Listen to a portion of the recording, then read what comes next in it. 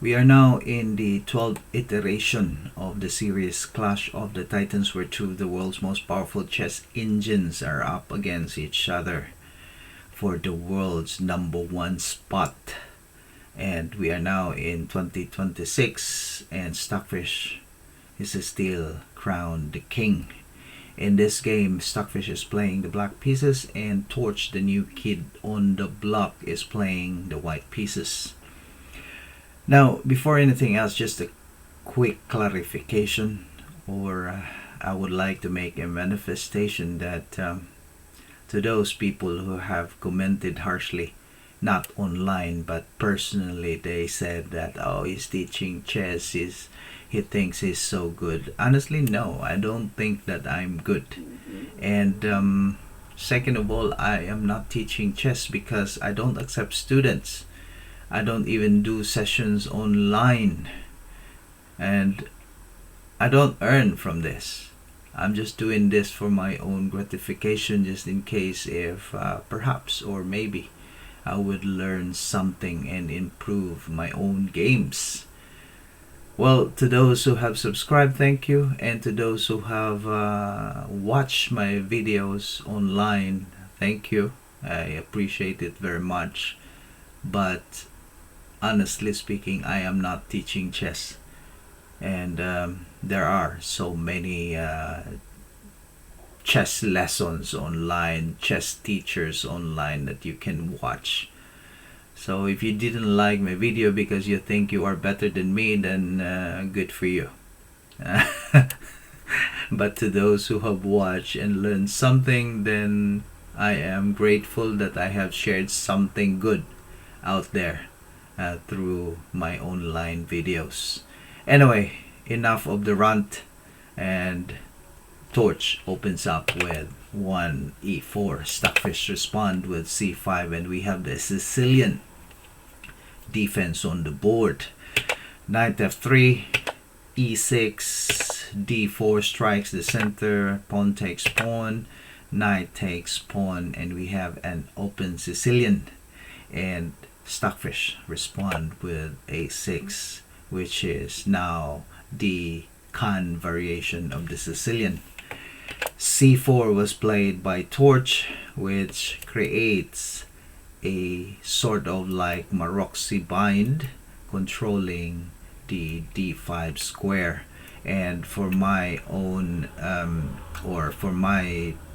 personal, or my personal opinion, or my poor understanding, that the d5 square is the most important square in the Sicilian defense.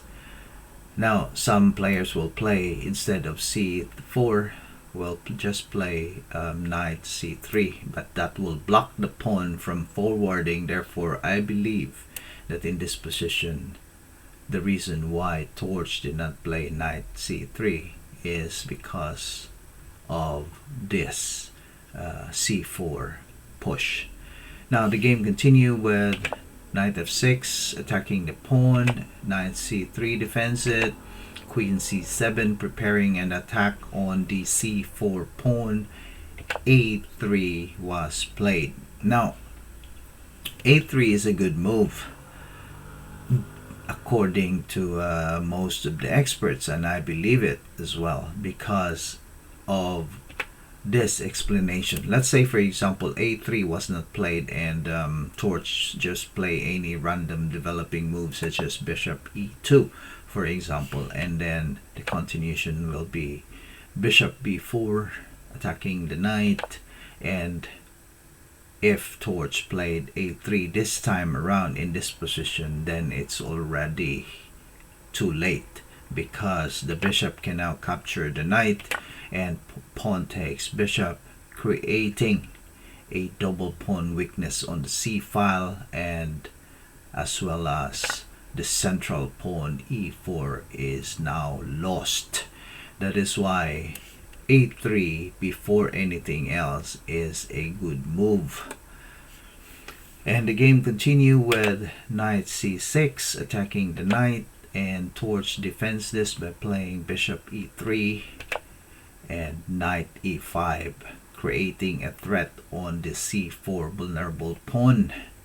Now, many experts believe that Torch is the new Mikhail Tal of all the chess engines because sacrifices can be seen in all of its games, and I can assure you that this game is no difference. Now, instead of defending the vulnerable c4 pawn, Torch calmly develops the bishop on 2e2, and instead of capturing the pawn, Stockfish just retreats the knight to g6. Now, some of you might think, why did Stockfish, or why the black pieces did not capture the pawn on c4? Actually, if Stockfish captured the pawn on c4 like this, then it's going to be very dangerous because of the response. Bishop takes c4, or bishop takes knight, queen takes bishop, and rook c1. With this move, it's quite dangerous because the queen, if you look at it, it has no safe square to go. Well, there are safe squares to go, two actually. It's c5 and c7 squares. That's it. The queen cannot move this way, that way, or that way, because it can be captured. And like I said, the only safe square for the queen is the c5 and the c7. Now, in case if the queen moves to c7, then a discovered attack by playing knight b5. So if the queen moves elsewhere, then the knight can just replace where the queen vacates the square and create a fork and a check where the king, or the black king, loses the right to castle, and it is also a fork. Therefore, knight takes c4 is a blunder, serious blunder. Therefore, like I said, Stockfish played knight g6, and the game continue with the white castling short, bishop e7, f4, preparing for a very big strike or attack on the king side, d6, preparing to counter attack in the center, rook c1, castles, because Stockfish believes in the most important principle, king safety above all, b4. Now Torch is saying to Stockfish that, look, I am going to post all my armies in the border so that you won't be able to create counter attacks, and I am ready for you. I am ready for my airstrikes, and I will hit you with everything that I've got.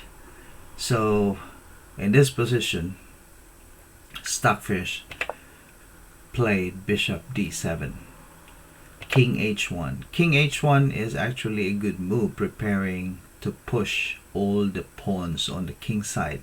And like I said, it's a preparation for a big attack on the king side of the board. So b6 was played, queen b3, rook a c8, preparing a counter attack on the soon to be opened c file. b5 was played, and this is a demonstration on how Torch create a queen side majority, and it emphasizes that if, let's say for example, the a pawn will be pushed to a5, then a newer threat will be renewed, such as knight posting on c6. It's a big problem if the knight goes there because it's an outpost. And before that, before the knight goes there, there has to be plenty of preparation that needs to be done. And this knight can hop here, or the bishop can go there. So it's sort of like difficult for the black position. Therefore, A takes B and C takes B pawn. So queen b7, trying to avoid a nasty discovery attack on the queen. Bishop f3, so preparing to push the pawn and attacks the queen. However, Stockfish played knight h4, saying that now your threat is not that serious, because if you push the pawn, then the knight can just capture the bishop. Therefore, the threat is gone, and then my knight, or the knight on f6, can just hop elsewhere and be safe. However, Torch, like many other experts, said that Torch is the new Mikhail Tal, pushes the pawn to e5 and continues with his threat by discovery. And Stockfish took the bishop on f3, and instead of capturing back the knight, this is quite funny, because in this move, knight has c6. Knight c6 doesn't even capture back the knight, which the bishop is gone already. It's a sacrifice of a bishop. But in spite of the fact that this knight on f3 is still hanging, the knight on f6 is also hanging, and the bishop on e7 is also hanging. And I don't really quite understand this move, to be honest with you, but that's all I can see based on my poor understanding of the position, that the knight c6 move was to attack the bishop. The only plausible explanation was to attack, because this knight can be captured by this bishop. So the attack on this bishop here, e7, is, I don't know, maybe if it was me playing this game, I probably wouldn't play it, but perhaps I would just capture back the knight here with the rook, or maybe with the knight itself that hops to c6. But anyway, the game continues with bishop takes knight, but of course it has to be captured. But instead of capturing back the bishop, Torch captured the knight on f6. Not the one on f3, not the bishop on c6, but the knight on f6. And the game continues with knight retreats, going for safety, and creates a threat. Bishop takes g2, and in this position, instead of defending, Torch captured the bishop on c6, and rook takes c6, pawn takes bishop, attacking the rook. And in this position, rook takes c3, well, a mating threat in one of queen takes g2. That's the main threat there. If white blunders and take the rook, then mate in one. Therefore, Torch retreats the queen and supports the pawn. Now Torch is really losing material. So 2 4 2 4. Oh, it's almost equal at this time. And then rook takes bishop. Now torch is really losing material. So what torch did is to capture the rook and promotes the pawn to a knight. Not queen, not rook, but a knight. And Stockfish captures the knight, and torch develops the rook, preparing to transfer the f rook to c1, creating a double rook. And Stockfish attacks the rook on c4. Again, instead of defending, torch just moved the rook to a1. Now, many of you might wonder, so this rook is now capturable.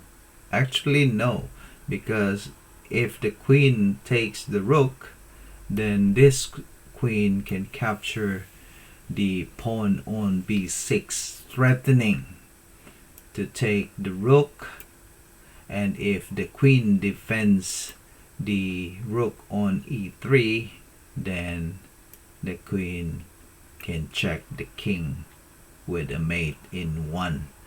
Therefore, this rook is a gangster. It cannot be captured at this time. The game continue with